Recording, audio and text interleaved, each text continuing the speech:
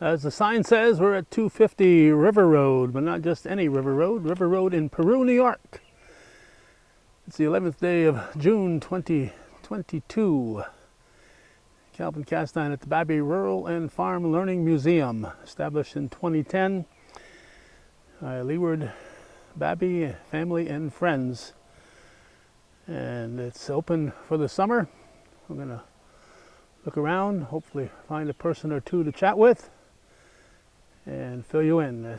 Just a hair over by taking the right back roads. I was able to get here with 30 miles of traveling, and in this day and age of high gas prices, there are some things that are worth the trip and others that aren't, and this, I think you'll see, is worth the trip here to 250 River Road in Peru. As we walk in the door, the first thing that greets us today, this isn't going to happen every day you come visit here, this is a unique day here. We have the dairy ambassadors for Clinton County representing the... Who are you representing? We represent the Dairy Promotion Program. Dairy Promotion Program. And who are you? I'm Brianna Perrier. I'm the Clinton County Dairy Ambassador. And who's this young lady? My name is Kyla Ryder, and I'm on the Dairy Ambassador Council. Okay. Where are you from? Ellenburg. Ellenburg. I've been there. Yeah. You knew that, though, didn't you? I did, yes. How long have you been ambassador? I got elected in May, the beginning of May. Okay. And what are your duties? To try and educate the younger children into the dairy industry. Old folks like you are going to educate those youngsters, are you? Yes, hopefully. I'm crossing my fingers. That's my plans. Okay. Do you have to be a member of the NACFFA, or how does that work? How do you get to be chosen? So basically, you don't have to be part of the FFA. It is just you have to be in the Dairy Promotion Program for 5 years, and then once that happens, then you can be elected into the Dairy Ambassador position. Okay, so you're the head ambassador? I am, yes. Do you have what's your title? She's a corp. Yeah. Any others in your position besides you? Yes, a few others. Do you know them offhand, or you can't say two if there's seven, and you'll get 5 people mad at you. If you can't remember them all, don't start. There's like 5. I'm warning you, don't something start. like Do you want to try it or not? There's like 5 or 6. Okay, 5 or 6 unnamed people. Yeah, pretty Okay, much. so outside of coming here to Babbie's today, what else do you guys do? We go to our elementary school. We present in front of classrooms to a bunch of the younger kids. I have something set up to discuss with the 8th graders in our school, in our health class. She's letting me go in and speak to them about the dairy industry, which is very grateful. I go out to Syracuse for State Fair, and I set up a booth out there. We'll be here again in September for their Kids' Day, so that'll be a good thing to come out for. And we get like little phone calls throughout the year to come and do different events. You'll be at the Clinton County Fair? Yes, I will be at the Clinton County Fair. And will you? Probably. Probably, all right. You ladies both show animals? Are you both animals? Yes, we do. Yes. Cattle? Cows? Yes. Heifers? Calves? Yeah. Both? Both. All right. All right, so what do you tell kids that's going to get them excited about this? We mostly talk about cows, really. Cows, milk, the good benefits of it for you, and all that good stuff. All right, so you don't have to be a farmer to do this or live on a farm. You just have to have an interest. Yes. Okay. All right, what else should I be asking you guys? Whatever you want. Okay, well, I just didn't know if there's something else you want me to know that I'm not smart enough to say, you know. No. Don't gotta worry about that one. Are you learning a lot from Brianna? Yeah. Okay, good answer. Yes. That was the right answer. That was a test. She's your idol? Yes, Yeah, okay. very much. Between dairy ambassadors and showing cows, yes, I would say very much my idol. Okay. All right, ladies, thank you very much. Stay busy. And I heard you had some cheese to give out. Did you Would give you it all like out some? already? Oh, yes. All right, we're going to shut the camera off and I'm going to eat cheese. Cabot cheese. I feel so guilty because my friend Bob Venn is saying you should be offering these young ladies some chewing gum. Do you know why I would be saying that? Because he always had gum in his pocket. And I remember him handing you some chewing gum. Juicy juice. Juicy fruit. And who are you? Emily. Emily who? Colby. Gobi. All right. Who are these young ladies? This is I'm Lila and Stella. You're Lila and Stella? Lila and Stella, right? Okay. You're talking for Stella, huh? That's All right. Stella's kind of bashful. Doesn't take after her mother at all. All right, well, I'll let you guys look around. And have you met the ambassadors yet? These girls are ambassadors over here. If you play your cards right, you might be an ambassador someday. Thank you, Emily. Everywhere you look in this place, you're going to find items of interest. Their big problem is finding room for all the stuff they've gotten over the years here at Babbie's Rural and Farm Learning Museum. It's more than just a farm, it's rural life. And they got a nice collection of milk bottles for all you milk bottle fans, of which I am kind of a milk bottle fan. I've got a few, some of our local dairies. Then you come into this building and you got these horses that haven't moved in years. They just stand right there, very quiet, well-trained animals. Very quiet, very stoic looking.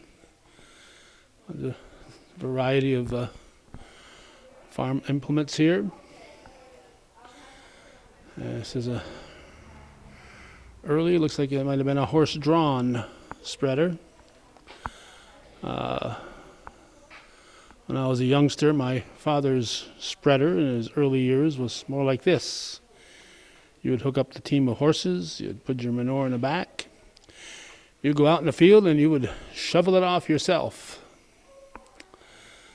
That was the way the farmers did it up until probably most the farmers got into manure spreaders in the 50s. Outside of that, they were throwing it off by hand. So when this obviously is before the 50s, but not every farmer could afford a big fancy thing like this back in those days. So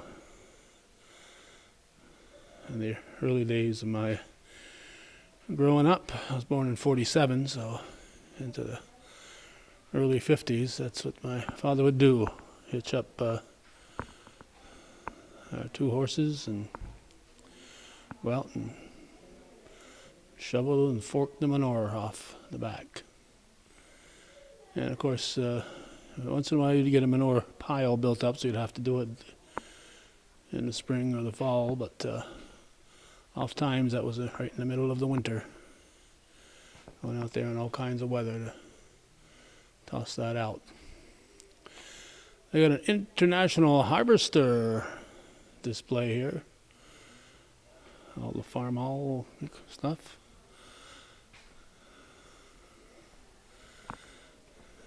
Got eggs. And a little set of a dollhouse. They got little barns here the kids can play with. I know Agway and Jim Robbins from Champlain donated a lot of GLF and Agway stuff to the museum here. You want to make sure it found a good home, and Grange League Federation was the GLF, and it was bought out by a company that became known as Agway Agriculture. And there's different feed and seed bags all along the wall. Not just GLF, but different feed and seed bags.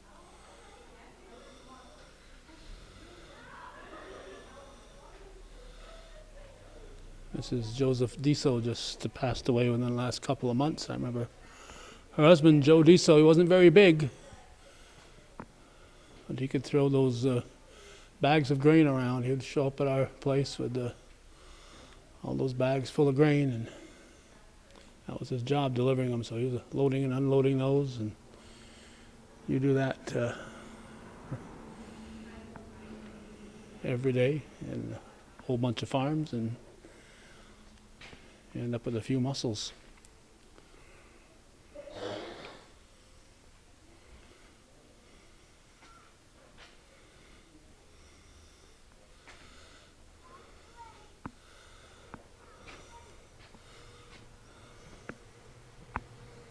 Recently re-cemented here. They don't just sit back and let things lie. New cement here. There's some rail fence. And it looks like they've got a donkey of some sorts back here. On this sunny day, it's staying in the shade. Saying I ain't going out there unless you got some food. Let's see what it says about it here. Young donkeys, old donkeys, and one old jackass at play. So boy, there's another one or two in. No, I only see one right now. So if there's any others, they're really hidden. Got some chickens.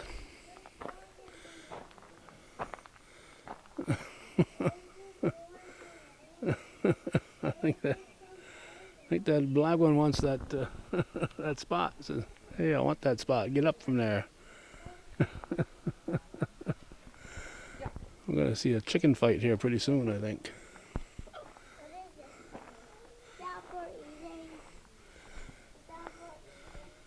Well, the hay's getting low. They're gonna have to resupply the hay pretty soon. Upstairs loft, you can walk up there. They got potato display, horse-drawn display. Got some gas engines here.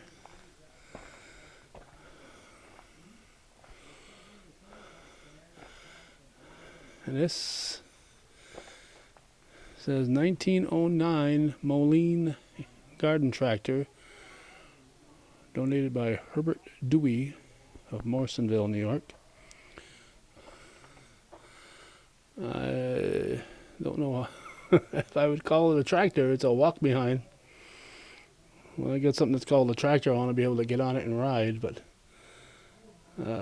this was a garden tractor, probably for tilling more than for mowing. So it's a real garden, not a lawn mower.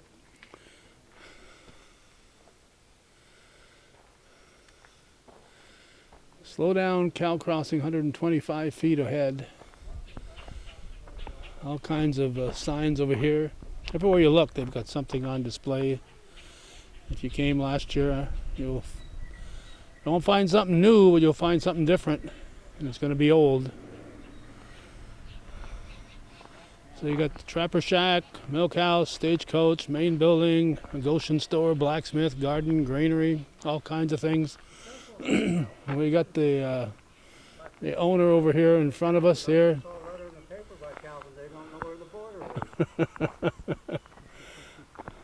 And here we are. The boss is supervising here, making sure this guy is getting to work. Is he working, Leeward? Is he working here? You keeping the tabs on him? Who's working? Is he working here? Oh yeah. All right, keep an eye on him. Yeah. The money you pay him, you can't have him slacking, you know. Yeah, there's people that are watching me. People are, he knows where the border is. Yeah. Same here. All right, so What's that? I said, it's a nice day today. Yeah, better than the other day with school kids. Was it windy, rainy, or what? Yeah, both. Both, windy and rainy. Yeah. Okay. Yeah. Yeah, it was hard to do the school kids with the rain. Yeah. Keep the We're kids. gonna put the longer rods on so the roof tips that way instead of, because the water comes down When it rains, right into the shop. So you want the rain on the people then? let the water drain on the people coming to visit. Well, Okay, hopefully nice on guy. the kids, but the parents stand behind them, so I don't know what we're gonna do about that. Bring an umbrella. All right, look at that CEO. Pretty fancy sign there you got there, Leeward. CEO. CEO, Yeah. yeah. Got the title, You got the title, huh? yep. You run a tight ship here, do you? Do you run a tight ship? Yeah, Yeah. yeah. I thought Tried so. to, Good. yeah. Who's this fella here? What's his name? Oh, here? Right here, this guy here. That's our blacksmith man. He's Bill Umbright. Oh, yeah? Yeah, Right on the top, Calvin, right up there. he's been here for quite a while. The whole time the museum's been open. You've been there right along, huh? You know that, I built the shop for I know that, but You know that. not everybody watching knows all this stuff, you know, so I got to get you to We tell don't me. want 'em watching it. We want them here. the building. We want them here. Well, this is what we're hoping, that watching this will get him here. Yeah. So often are you here, Bill? Hmm? How often are you here? Well, we've been here 4 days this week because we had school kids Monday, Wednesday, Thursday, and Friday. Okay, And we're usually here Fridays and Saturdays now. Fridays and Saturdays? Special weekends are open on Sundays. Right. I don't know if this is considered a special weekend, will be open tomorrow or not. I think you I'm are. not in the loop, I don't I know don't- what's you- going you on, just- Calvin. Before you leave, they give you your orders for Well, I tomorrow. don't look at a computer and they keep putting stuff on the computer, you know? Those old guys don't learn new tricks, that's what it is, You blacksmiths got to catch up with the times. I guess. Have you seen Larry Bosley at all? Not yet. I haven't gotten too far. I just came through the building, but I haven't seen Larry No, yet. he's not here, I mean, Oh. if you run into him anywhere. No, not recently. I No, don't think he's doing his museum, I think Norm Davison or something. At the- at the county fair. Yeah, Yeah, yeah, I don't know. yeah. If you watch the movie The Wizard of Oz, they've got the scarecrow out in the cornfield. They don't have a scarecrow here at the Babbies, but they've got this young fella. What's your name, young man? I'm Brett Give me your last name. All names here, so we can. Falcon. And that's your mother I saw inside that wouldn't talk to me. Yes, that's her. Okay, what you got going here? It's legal. Well, it's all legal. Okay. Just the garden with some herbs, vegetables, tomatoes, cucumbers, radishes, carrots, onions, beans, garlic, all the good stuff. A few flowers here and there and some medicinal herbs and Uh-huh. some culinary herbs. So that's about all I got going. That's enough. Yeah, there's a little more room back there, but you're letting Well, nature have that. That's supposed to be the hops. They're in there. We just haven't got a pole for them Oh, okay. to climb up. Have to do their own climbing. Yes. So what do you do with this? Well, I try and feed Leeward some fresh vegetables. Okay, that's good. Your uncle. And everything else, I just try and, let people know about things like the catnip. Right here, this catnip right here. Catnip right there. It's not just for cats. Makes a good tea. Okay, catnip tea. And then help them with some of these other herbs that's around. There is some bee balm back there behind the comfrey, which is taking over. And then, that bed I'm replacing. That'll be the culinary herbs. Sage, oregano, thyme, chives, Uh-huh. some basil, all the basics. So do you get time to do a garden at your own house? Yeah, about 3 times this size. Do you? Do I have time for it? No. Oh, okay. Yeah, I do a lot of gardening at home also. Okay. And, So you practice here and do it right at home, right? well, you're always practicing. Yeah. Every year is different, right? Yes, every year is different. And you don't know which weeds are going to pop up this year that you didn't have a problem with last year, and Well, pretty much they're all the same. They just keep coming back. No matter what they're called, right? Yes. Okay. Well, it's going along.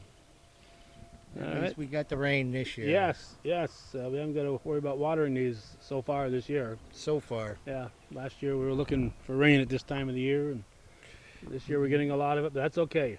I'll take that over the other alternative anytime. Yes, me too. Saves me a lot of work. Well, then it adds a lot of work since the weeds grow faster. That's a different kind of work. Yes. All right, and the corn will be ready. Corn is up, but we need some hot weather for that. Yeah, it grows in the sunshine, and today's the 11th, so it's got another 3 weeks, almost 4 before it's knee high. That 4th of July, it's got to be knee high. If it's not, Well, then you find a shorter person. get a little kid out there. Yeah, it's going good. So Okay. All right. So Fridays and Saturdays, this museum's open mainly, or yes. and once in a while on Sundays for special occasions? For special occasions and just Friday and Saturday, and otherwise gotta work. Yeah. You got your day job. It doesn't pay too good here, does it? No, and they can't fire me either. So Okay, job security is very important. oh yes, in today's market, oh yeah. Okay. All right. Well, I'll let you get back to work before your uncle comes over here and starts giving you heck. He's got a stick with him today. Yeah, well, I'll be like him, huh? What'd you say? He's legitimate about it. He is hard of hearing, so. Okay, we're going to continue looking around here. The Goshen store. I drove by Goshen on the way here.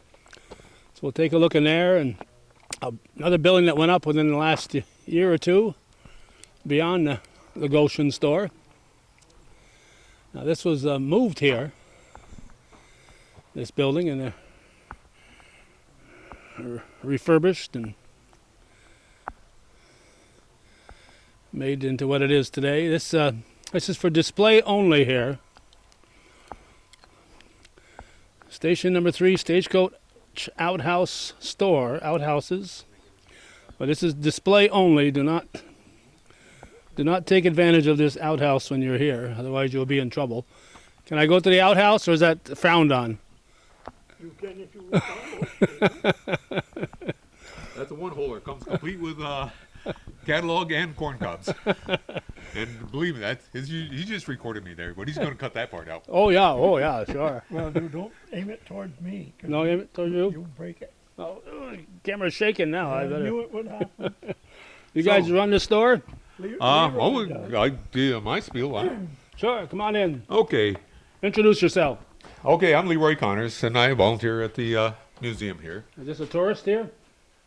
No, he is also a volunteer. He's putting together our sawmill down there. Oh, okay. And he is a sawyer. He's actually done that work for quite a few years. You can explain what you're doing All right. there. Well, we'll go there next. Down there. Yeah. Okay. All right. So. Okay, when somebody comes in, say a bunch of kids or whatnot, and with a family, and the first thing I ask the kids when they come in that door is, what were you wearing? Where did you buy it? Or where did you get it? The clothes on you that you're wearing. And of course they say the store. I said, well, 1800s, they didn't have any stores, so what happened? Your mother would buy fabric, and she'd make your clothes. And then it'd get handed down, and handed down again. So if you're the youngest in the family, you wore your older brother's clothes. Might have a few more patches on them, but you wore them. Or like Dolly Parton, a coat of many colors, right? Now, Now your wait a mother- minute. Now before we go too far here, is this a legitimate 1800s item right here? This hand washing station? Yes, it probably would be about that era. Right here. I know nothing. Oh, this here? That's a modern thing to make people feel comfortable in a COVID area. You don't But mind other if than I that- cough, do you? Pardon? You don't mind if I cough once in a Nope. while? As long as you're not coughing on me. Okay. No, those are modern things for the COVID Right. pandemic, I guess you call it. But anyway, if your mother was making things, she would buy patterns to fit whatever age you are or whatever shape you are, and that's the way she did. She'd buy her buttons here, yarns to make socks, whatever she needed. Yes. She'd have These a- general stores had almost everything you could imagine. And if you're old enough, your mother might have had a spinning wheel. Yes. Well, when I was a kid, We had an old spinning wheel. It was up in the attic. We didn't use it Didn't use anymore, it, right, but it was but- there. Of course, now we had everything stored in a barn when we got out of the dairy farming business, and barn was burned down. Ow. Everything was lost. Ouch. Everything, machinery, household goods, stuff like that. Everything. So it didn't affect us because we were in a modern home and Right, living in a but modern still, age. all That those was back in the memories. '50s, All those memories gone up in Yep. smoke. Now another thing right behind you, if you turn around, is a post office. Now that came from Redford, New York, and it was given to the Transportation Museum, which went out of business. Right. They transferred that to us, and if you look at it, you have customers that would get their mail. They just open up a little door, their mail will be in there. Mm-hmm. You also get general delivery of that store. You know, if you were not a resident, but you're going to be there for a few weeks or something like that, you come in, tell the postmaster, I'm going to be getting mail here, and I would be in, pick it up once a week or whatever. He would save it somewhere in one of these bins in the back, and we can come around and take a look at the back, Sure. and you'll see how it's done. Come on right around and take a look. Every one of those bins had the customer's name. Right. There might be some with no names. That's probably where he'd store his general Extras. delivery mail. You head on down there, a slot in the front. The letters, if you're coming in the store to buy something, and the storekeeper was doing something else, of course, this door, there would be a wall here with the door Right. locked, so you wouldn't get in there. He would keep stamps, and he would sell them out of the closed door. That's where he kept the stamps. Now you got to keep in mind, this is secure. It was a door that would be locked normally. Here's where you bought your stamps. Yep. Right. Well, that's where you interacted with your customer. Yeah, you can see where it's worn off here, all the, Yep. the hand sliding back and forth. And down here was your bin for your outgoing letters. You know, I think they had one of these at LeBaire's and Ellenberg's Corners up Yes, until the that would very be. end. Yeah, that would be similar. Right up to the end. Yeah. Of course, almost any general store had a platform scale. Now this is a little bit large. This might have came from a more industrial area, but platform scales were just common on a general store. Because how would you buy your grain? Right. Got to. Or if you're delivering a bunch of potatoes, the guy wanted to make sure you got your 60 pounds in a bushel of potatoes, so he would throw a few sacks on there just to check them. You know. Right. And And, not and only then that- step on the scale just, Yeah. just to help the weight out. Not Well, only- I'll show you how that's done over here. Go ahead. Well, not only that, many of these stores brought beef and pork and stuff from local Yep. farmers by the pound, and it was Yep. weighed on. Yep. Those Usually in bags. sacks or something like that. You know, they bring it in, and when the store owner got it, he would cut it up and make it ready for market. Right. Now over here is a typical setup, except for the coffee or the popcorn mix. Yeah. That's modern. That's modern day stuff. But over here, if I were a merchant, what I would be doing is say like you wanted, you're a kid, you come in, you bought a half a pound of candy, I'd pull out a piece of paper, I'd fold it into a funnel, fold the top in, I put it on a scale. In the meantime, if I was not just BSing, well, you know, I wasn't paying much attention, somehow or other, I would get a little premium on that sale. A little thumb. Well, not a thumb, just a premium. Okay, now A lot here's of- something I was familiar with when I was young. I worked for an engineering company when we were building the interstate. Uh-huh. Now we had the electric motorized version of these things, but other than that, these old Martian calculators are pretty much the same. We'd punch numbers in here, and the way the reason we were doing that is when we originally cleared the land, we went out and measured the level of the land. That gave us a profile. It was all recorded in books, and then in the winter, when not much was going on, in the construction of it, we'd be in there and we'd be plotting those information that we did out there, and we also had a grade elevation for the road that was at a certain point on a template. And we'd mark that template out on top of this original ground level, and then when it came time to actually measure the amount of soil that we were moving, we would take a calculator like this. We call out the elevation and the distance off the center line of that profile, and all the way around back to the center line. And we'd have a bunch of numbers stored in this machine. And we pull it, it'd crank hard. And with the electric one, it was actually made the machine grunt a little bit. And what it did, it sounded like a crunch. And I guess that's where, when an accountant says crunching the numbers, that's where that term comes from. Okay. Because these old machines did crunch when we were doing the final calculations, when we were doing zeroing it out. Okay, so that was in the mid 60s you're talking about there, because the North Troy was completed in 61, 67. 62. the early 60s and Yeah. 67. That's when they were building the interstate down from Salmon River south to Keysville. I Yeah. worked for an old engineering company called, it's called Capital Engineering, but they're part of R.E. Smith Engineering. I don't even know if they exist today.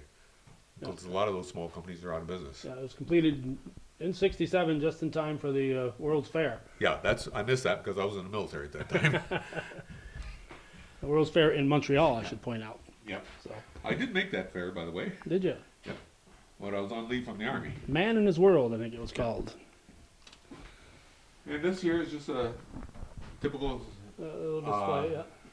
display that would be in a store, back then. Yeah, But here's no. something. Now, they don't have any pictures from the actual. This is the actual Goshen store here, the structure yes, here, but they over in don't. the back there, Yeah, are we there got photos? pictures of the moving of it. But not Now- from inside when it was operating, though. No, I remember it being in its location where it came from. The sign that's up there Yeah. now. Yes, there's a road marker along the road Right. that tells you where it's at. But I remember seeing that as a building, and it was only a farm building in my mind, because we used to go past it. Right. And it was a dirt road at that time. Barney Downs Road now is paved, and it does have pavement markings on it now. So things are not like I remember as a kid. They've come a long way. Now, here's one thing I like to show adults when they come through. All right. Cocaine, tooth Cough drops, drops. Yeah. Well, yeah. or toothache drops. Yeah, I well, guess it was. Coca-Cola, part of that was originally cocaine. I don't know if we have one for Coke here, but harmless arsenic wafers?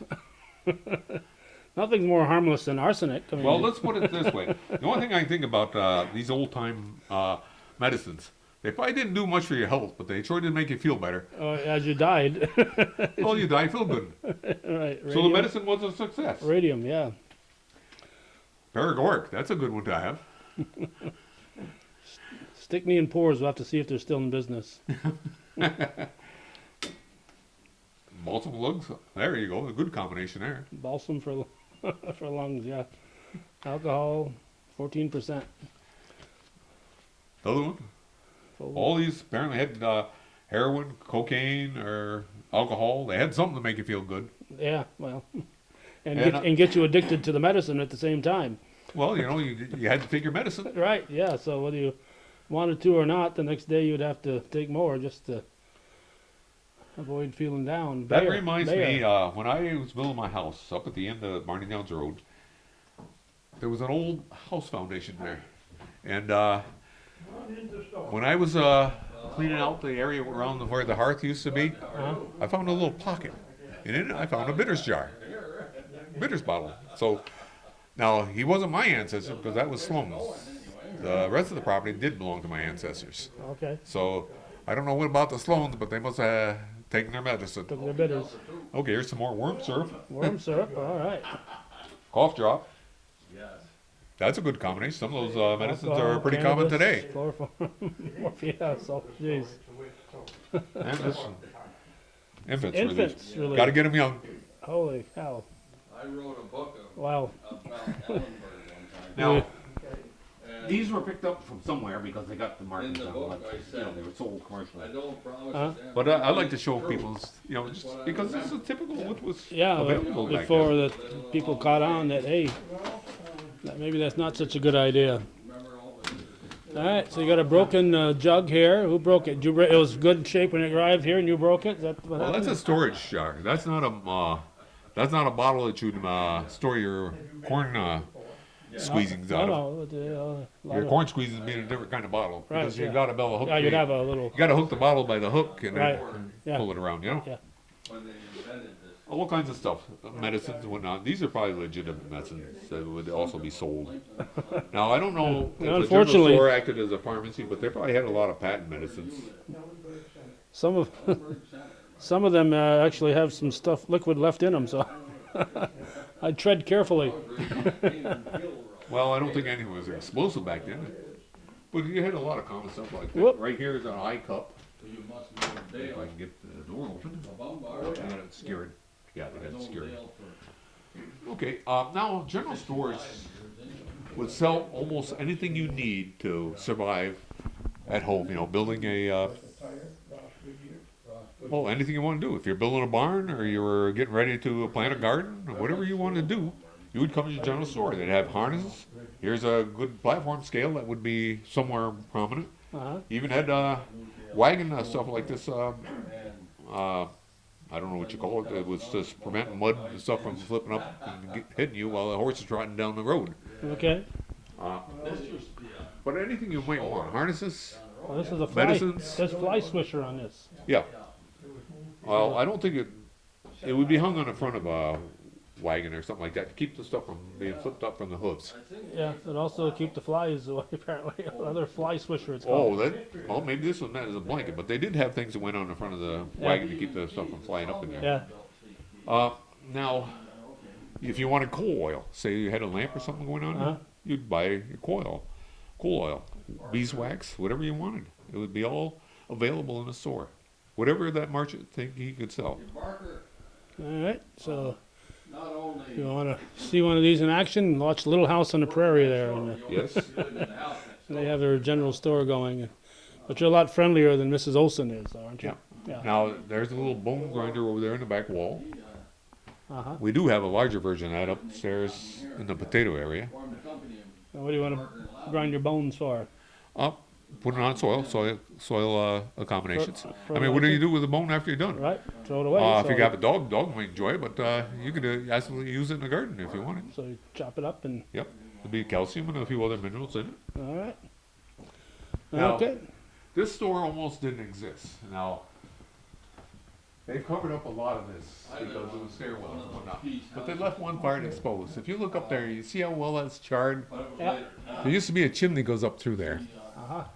And this whole area was charred. But we've covered it over again because we got stuff stored up there. 30-year-old man. So we had to have, a substantial floor for it. But there was a big, large area, so I would assume that somebody started a fire here a little bit ambitiously, and how would they put it out? They must have had buckets of water thrown up there. I can't think of any other way they would have killed that fire. Yeah. Wow. Born So this store almost wasn't. Lucky to be here. Now, the floor in this floor is completely independent of the building. Bill and I put this floor in. And to preserve the building, we didn't want to attach in any way to the building, no floor joists or anything like that. So this is all sitting on its own foundation of blocks underneath here. And all shimmed up to make it level. There is no contact between this floor and the building, so this building can be moved out of here Move it in without and keep your any floor. major problems. Okay, and if you want to play checkers, it's the place to do it. Yep. Now, the whole bottom of this building was pretty well rotted away and destroyed. It was not of much use. So we put timbers underneath it and cut these uprights out.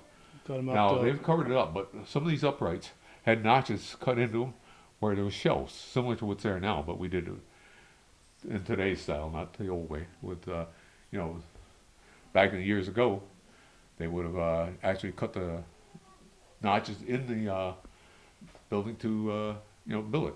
Now, one thing that you'll notice is over here where we say one panel, where is it? Okay, over here. This is the old way the walls were done. It was lath and plaster. Now these laths are not modern sawn laths. These are actually riven out of thin plank. And you can see the plaster on it, which had horsehair in it to hold it together. Now the whole interior of this building, wherever that existed, most of it had fallen off, was plastered like that. Yeah, that was their insulation. Well, yes, it was an insulation in a way because it stopped the wind from coming through. Right. Yeah. And that was the main thing, because if you could stop the wind, you could heat the air.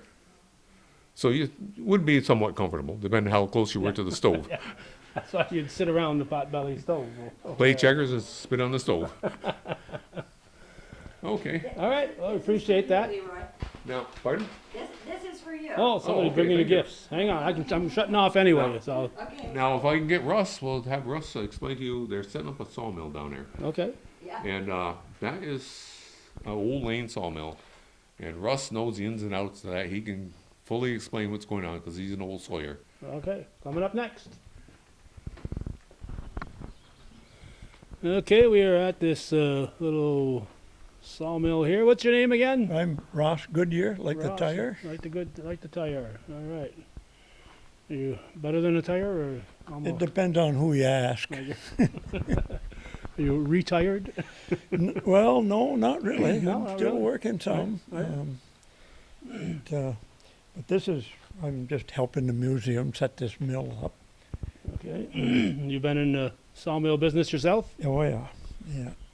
Yeah, I've had sawmills and I've sawed in others. This sawmill, I believe, was donated to the museum. I wasn't here when they took it from its original location downstate somewhere, and I don't know just where that was. But it sat here for 10 years or so in storage, and I came along, and before I realized it, I was involved. You don't say, why don't you do this? And then all of a sudden, you're doing it. Yeah. Well, you know, it started out, I heard they had it. Excuse me. And I talked to one of the Babbies, and I asked him what kind of a mill it was, and, well, he said, I don't really know. And I said, I could give you a hand when you get down and set it up, maybe a little bit. I said, is it left hand or right hand? He said, is there a difference? I knew then what my project was going to be. This is a Lane right-hand mill. It's a number, it was called a tractor mill. Many of these mills were portable. They could be set up in the woods.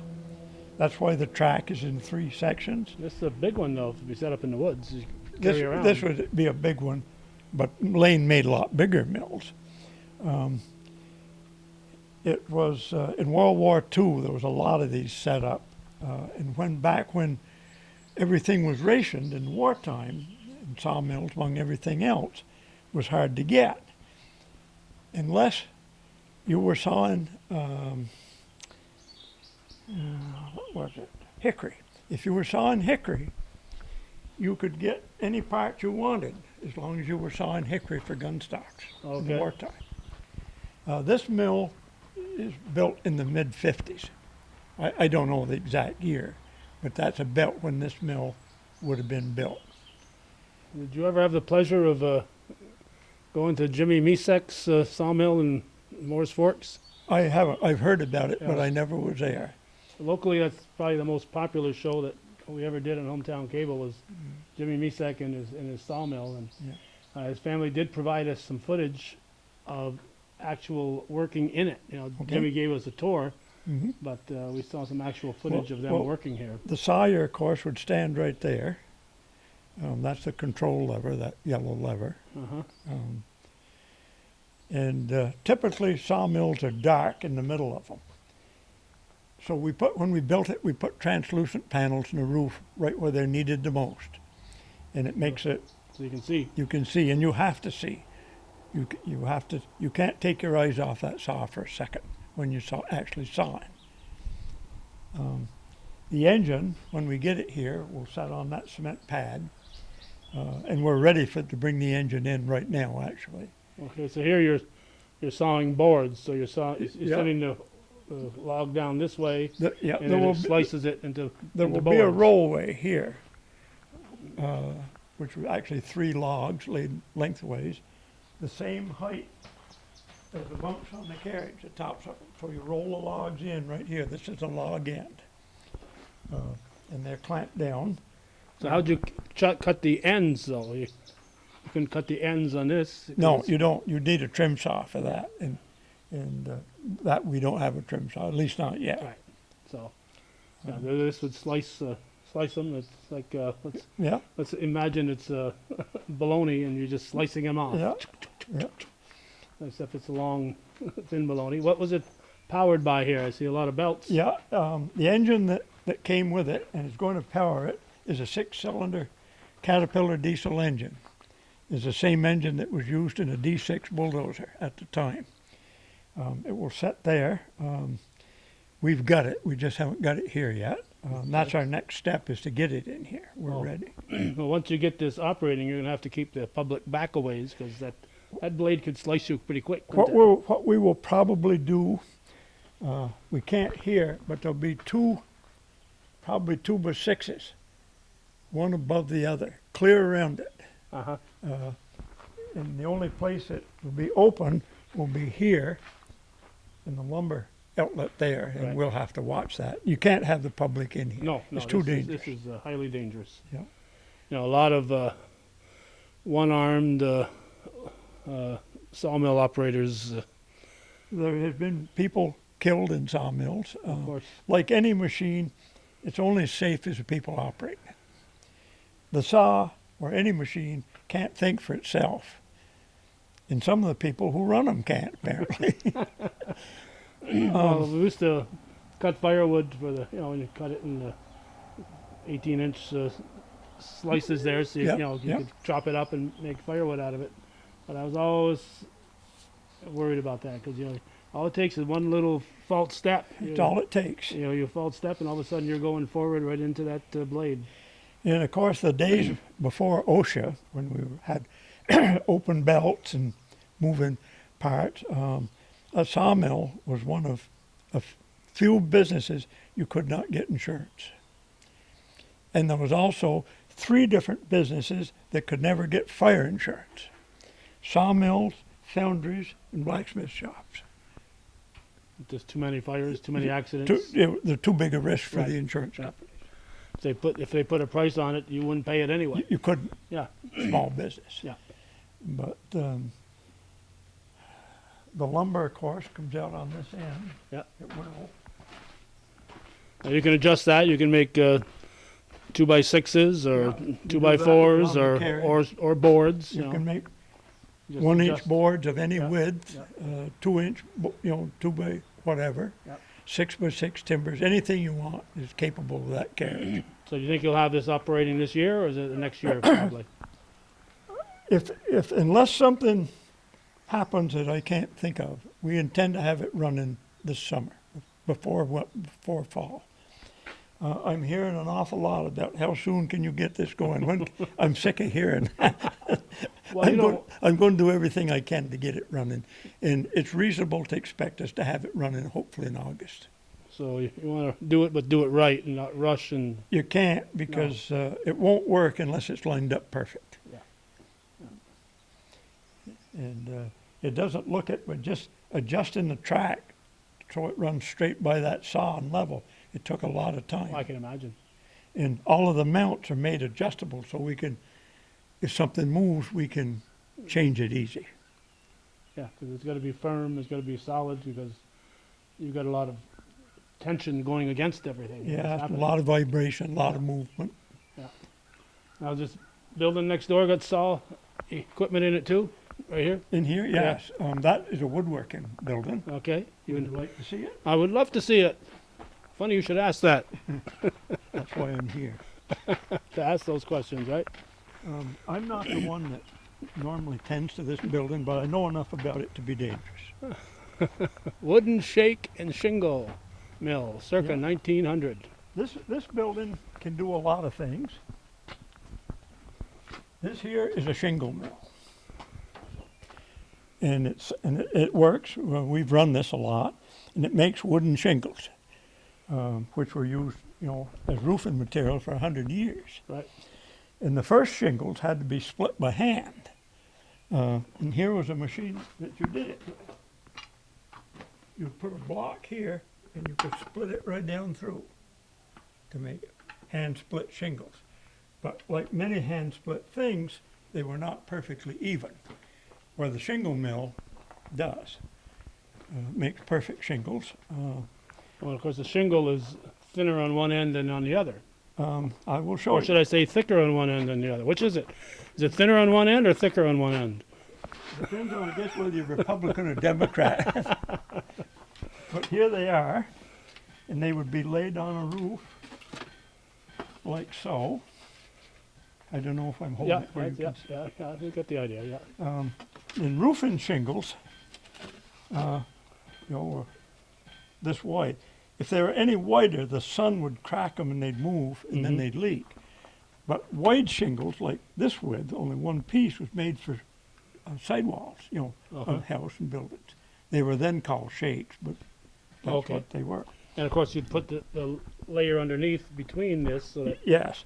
the water would run off. Yeah, the layer underneath, of course, would have been, that would be the next. Right.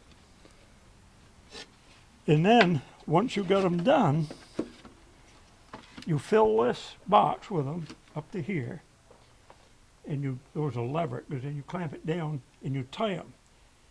And that's what it looks like, and that's called a square. And roofing even today is sold by the square, which is 10 square feet or 100. It's 10 feet square and 100 square feet, and that's a square. And shingles today are sold by the square. Now, what does that weigh, do you know? I have to carry that up to the roof. It's not, not a feather. You usually hired a young guy to help with that. It probably weighs 60 pounds, close to it. And you got to balance it and carry it up a ladder. And, so the guys could do it on their shoulder. And not very often slip. But they weren't 82 years old when they did it. Probably not. This is the engine that powers the shingle mill. Okay. Gas engine. This one it's a Minneapolis Moline gas engine power unit. It's probably bigger than this shingle mill needs. It doesn't take a lot of power. No. This is a Lane shingle mill made in Montreal, Vermont. They were one of the largest manufacturers of milling equipment in the world at the height Oh, really? of it. Yeah. I used to live over there, near there, and from there. This is a single surface planer here. All right. It's, let me get ahead of you so you can get two on this side of me. Okay. All right, this is a planer. It's called a single surface planer. It only planes one side. It planes one side, but it can plane a big timber on one side. And these were used for planing in their day a lot of heavy planks that were in covered bridge floors. Railroad ties, many times, were planed. These, you could plane four sides, but you'd have to keep putting it through. Right. Yeah, you do one side at a time. Yeah. So you exhaust the...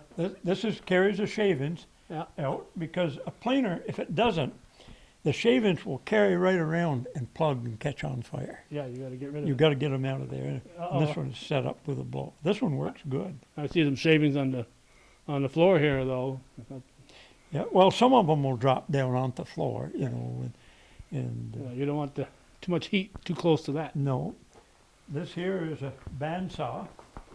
This came out of a large woodworking building. It's got a deep throat to it. As you can see, you saw a big circle in it. Yeah, of course they had metal bandsaws too. This is a wooden bandsaw. But these were a lot of times where they sawed out chair rockers for rocking chairs, among other things, because you can do that with these narrow bandsaws. I don't think they've used this much yet, but they're getting ready to. So again, these like the place next door. You got to be very careful with people getting too close. So you got to keep the public. Well, when this is running, we don't let spectators in here. That's what that's outside walls are for. Yeah, and that's the way the sawmill will eventually be set up. Right, like this. This is a four-side planer. This thing can plane all four sides of a board at once. Wow. And it can do different things. It can be set up to make tongue and groove lumber, shiplap, anything. You change the knives.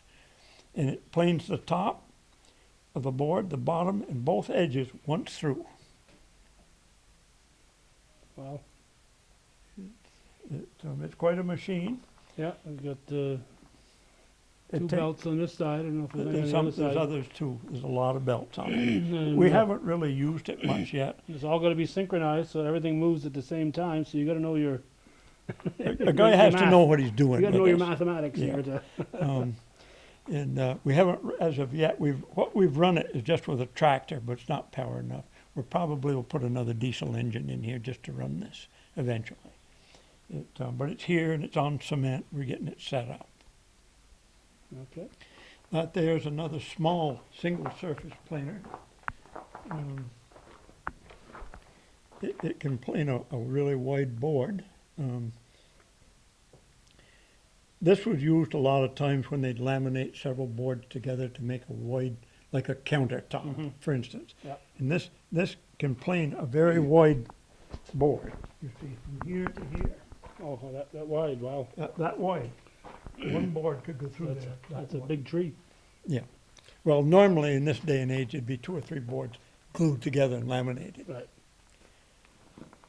These were used at the time in a lot of cabinet shops, that built back when they were hand built, cabinets and stuff, kitchen cabinets and counters and stuff that went into houses and restaurants.